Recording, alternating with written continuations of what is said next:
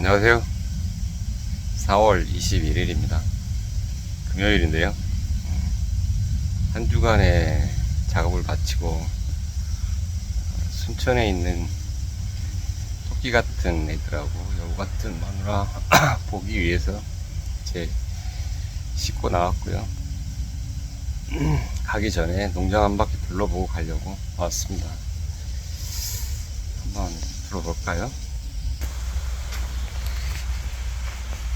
지난번에 그 꽃 피었을 때, 냉해 입었을 때 그때 한번 찍었고, 오늘 한 일주일 정도 좀 더 지난 것 같은데 전체적으로 보면 냉해 피해가 좀 있어서 열매가 별로 안 보이네요. 그런데 뭐 이 농장도 마찬가지지만 아직 성과기에 도달하지 않은 나무들이라서 저한테는 큰 타격은 없는데, 추후에 이렇게 냉해가 지속적으로 발생할 가능성이 크기 때문에 어느 정도 해결책을 좀 강구해야 되지 않을까 싶습니다. 어제도 곡성 관내 다른 농장들 한번 둘러봤는데 냉해 피해가 아주 심각했고요. 거의 뭐 70~80% 착과가 안 됐다라고 하신 분도 있었고, 지형적인 특성으로 경사면에 있어서 냉해 피해가 좀 덜한 그런 과원도 있었고 그랬습니다.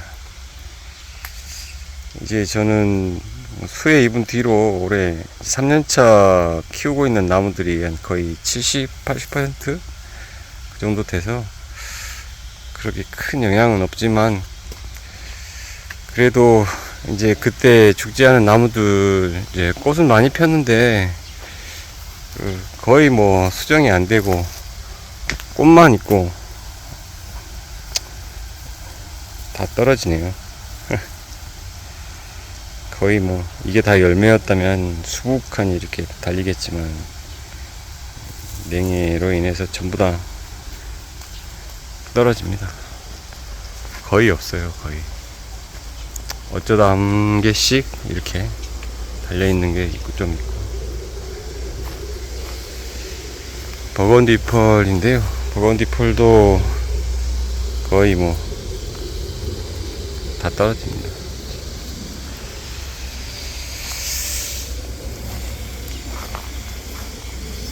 갈수록 이런 냉해 피해가 좀 더 우려되지 않나 싶어요.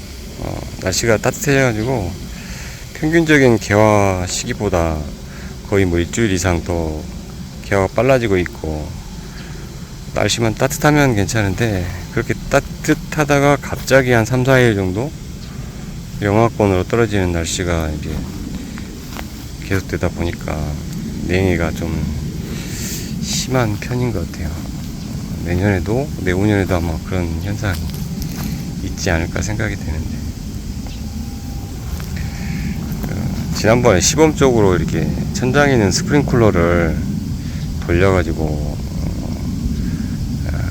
물이 빙결이 되면서 이제 주변 잡내를 흡수해서 주변 온도가 올라가는 그런 효과를 바라고 스프링클러를 돌렸는데, 직접 이렇게 꽃에 물을 핑기는 그런 조치는 쥐약인 것 같아요. 제가 한번 해보니까 꽃이 직접 이렇게 물이 맞아서 꽃이 얼게 되면 그냥 그 상태로 가버립니다.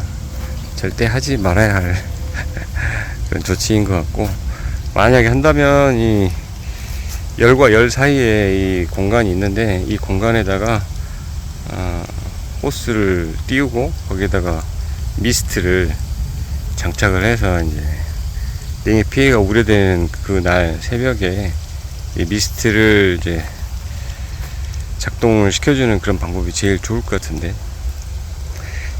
그것도 또 작업하려면 또 돈도 좀 들고 시간도 많이 들고 그럴 것 같습니다.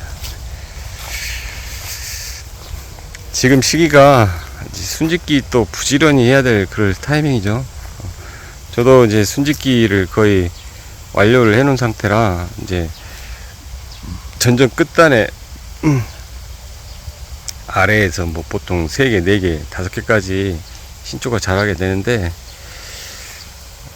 제일 상단에 있는 주지만 놔두고 아래쪽에 있는 그 자라는 가지를 순을 집어 가지고 이렇게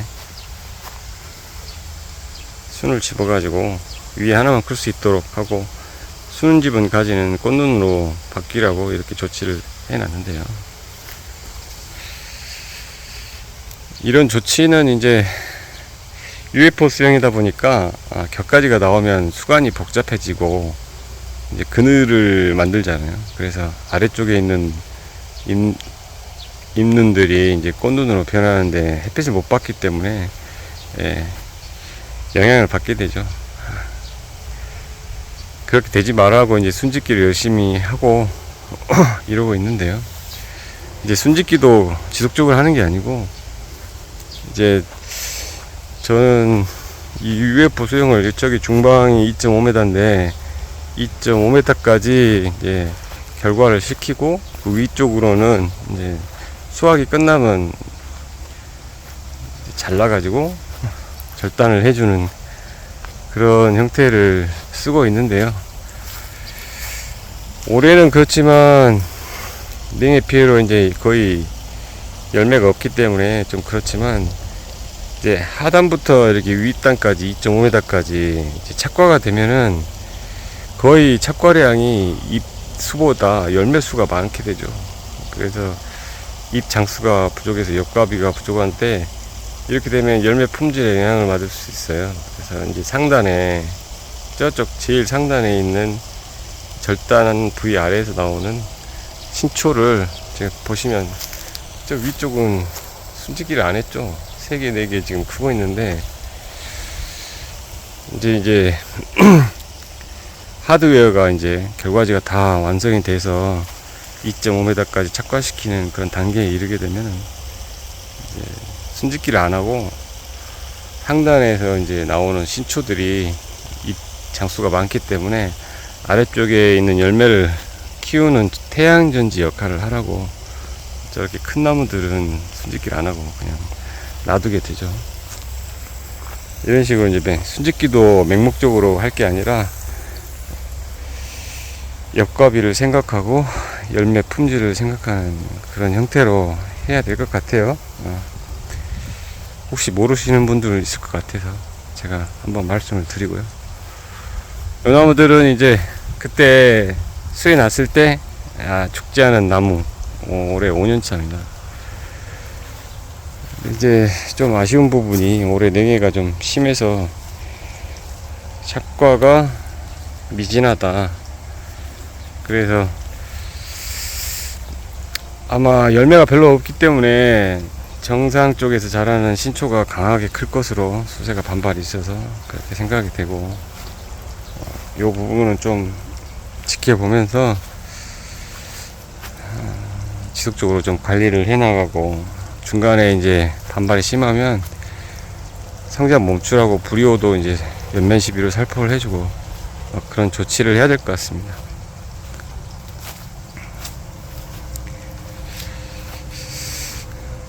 올해는 이제 새로 심은 나무들이 3년차에 도달했고요. 이제 올해 이제 잘 관리하고 방지도 열심히 해서 내년에 좀 어느 정도 착과가 될 수 있도록 그렇게 관리를 해야 될 것 같습니다. 방제는 지금 지난번에 꽃 피기 전에 동계방제 1회 했고요. 그 다음에 꽃 개화 한 10% 정도 개화가 진행이 됐을 때 살균제, 균해병 예방을 위해서 이제 프루겐을 살포했고요.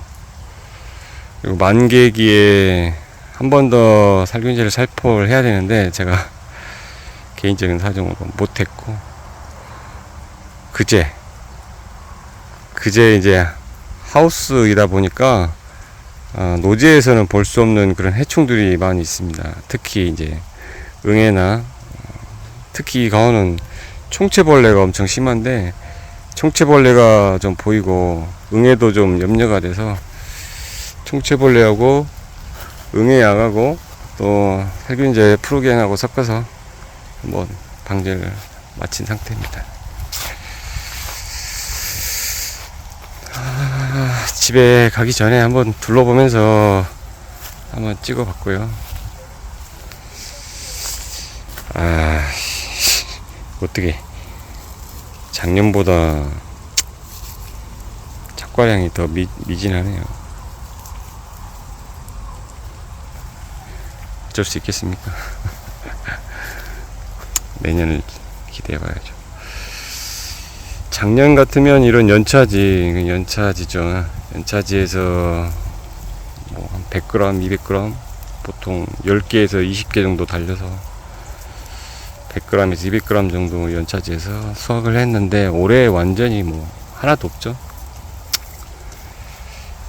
여기도 마찬가지고 작년 같으면 여기가 지금 성냥개비가 다 만들어졌고 이렇게 나와 있을 텐데 거의 없습니다. 거의. 어쩌다 하나씩 보이네요.